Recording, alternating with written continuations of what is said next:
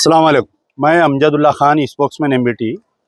मैं फ़िलहाल जो हूँ साई नगर नागौल, यहाँ पर जो है सुबह में अचानक आँच लगने की वजह से तकरीबन 22 मकान जल गए। यहाँ पर कुछ छोटे झोपड़ियाँ हैं और कुछ पक्के मकान हैं उसके अंदर।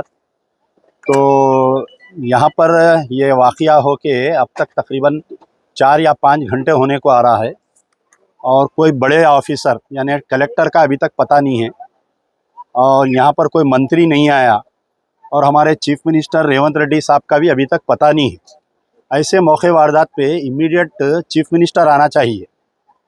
आप देखिए, आज से तकरीबन एक 10 साल पहले जब सैदाबाद के झोपड़ियाँ जले थे तो मैं उस वक़्त भी वहाँ पर स्पॉट पे गया था। राजशेखर रेड्डी जो है 1 घंटे के अंदर आए, वहाँ पर आके पूरा नए सिरे से बनाने का ऐलान करे थे।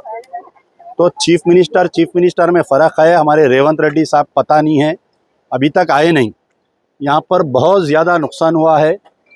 मोहम्मद जाफ़र साहब, इनके घर में जो है तकरीबन 1 लाख रुपए कैश रखा हुआ था, उनका नुकसान हो गया। इनको जो है 2 लड़के 2 लड़कियां हैं। मदार भी, ये बेचारी हैंडीकैप है, माँ हैंडीकैप है, 2 बच्चियां भी हैंडीकैप हैं इनके। इसका पूरा मकान जल गया। मोहम्मद मुर्तुज़ा है, उनका मकान जल गया। हज़रत भी, उनका मकान जल गया। हज़रत भी और मुमता, उनके शौहर का नाम मोहम्मद इरशाद, उनका मकान जल गया। उनकी लड़की की शादी थी मुमताज़ की, रुखे वगैरह छपे हुए, पूरा शादी का सामान जल गया, पूरा जल गया उनका।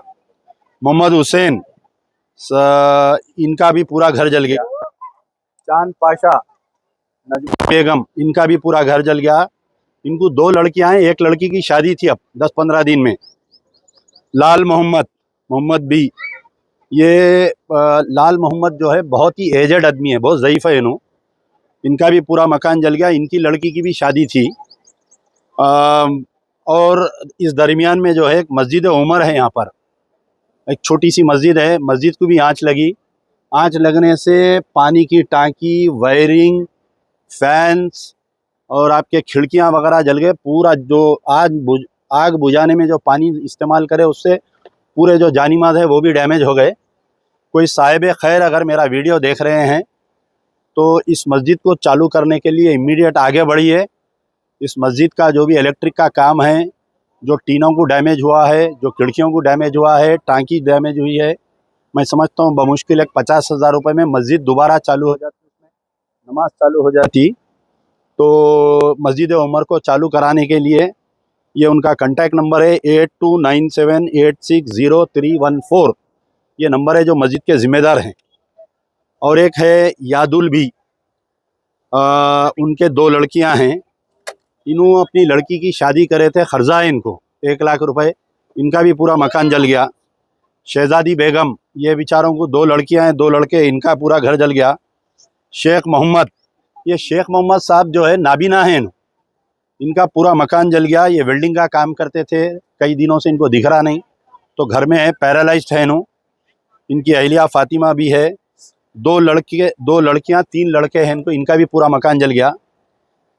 गुरुराम नर्मदा, ये बेचारी एक स्कूल में टीचर है, इनका भी मकान जल गया।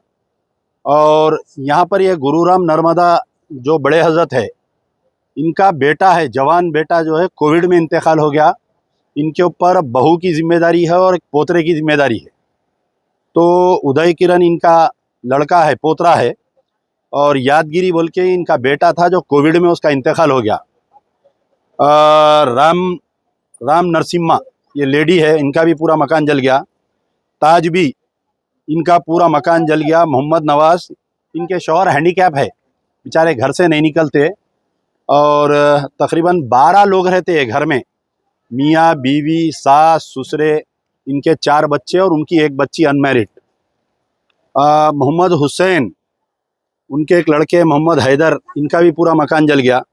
हसीना बेगम, सैयदुल्ला, इनके बेटे हैं, उनका भी मकान जल गया। अब्दुल रज़्ज़ाक, इनका भी मकान जल गया। 6 लोग रहते ख़ानदान के।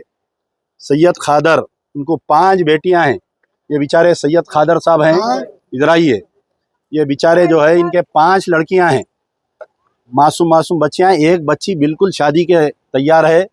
मैं समझता हूँ 1 महीने 1.5 महीने में इन्हों शादी करने वाले थे और सामान भी कुछ था, शादी का सामान, पैसा भी था घर में, पूरा जल गया वो।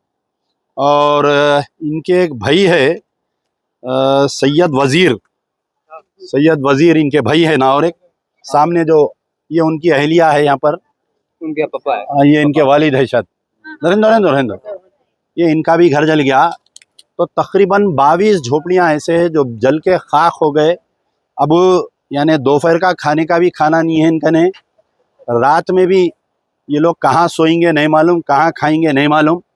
मेरी सरकार से मुतालिबा है, गवर्नमेंट से, कि फ़ौरी इन लोगों को कोई अतराफ़ में बड़ा कम्युनिटी हॉल या कोई शादी खाना लेना, लेके पूरे उनको पहले शिफ्ट करना, रात के खाने का इंतज़ाम करना, कल के खाने का इंतज़ाम करना।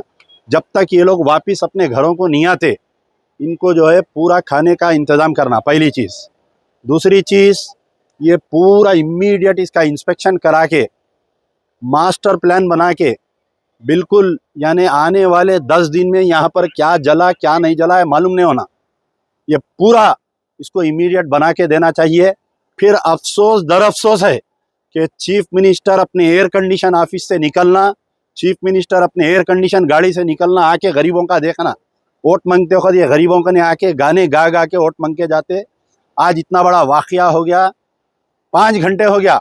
सेक्रेटेरिएट से कितनी दूर है बताइए आप? 10 मिनट का रास्ता है। चीफ मिनिस्टर सायरन बजा के आ सकते, लेकिन चीफ मिनिस्टर नहीं आए। कोई कांग्रेस के लीडर आ रहे हैं, बीजेपी के लीडर आ रहे हैं, कोई लीडर आने से कुछ नहीं होता। गवर्नमेंट आना, यहाँ पर चीफ मिनिस्टर आना, मिनिस्टर आना, कलेक्टर आना, यहाँ के सैयराबाद के कमिश्नर आना, आने के बाद में यहाँ पर कुछ होता। और अगर किसी को इसमें पट्टे नहीं मिले हैं तो उनको पट्टे देना, गवर्नमेंट लैंड है ये, क्योंकि अभी मालूम क्या कि कई लोगों को इसमें पट्टे नहीं मिले हैं, तो परमानेंट इलाज करना इनका। शुक्रिया। यार जिंदा सोबत बाकी।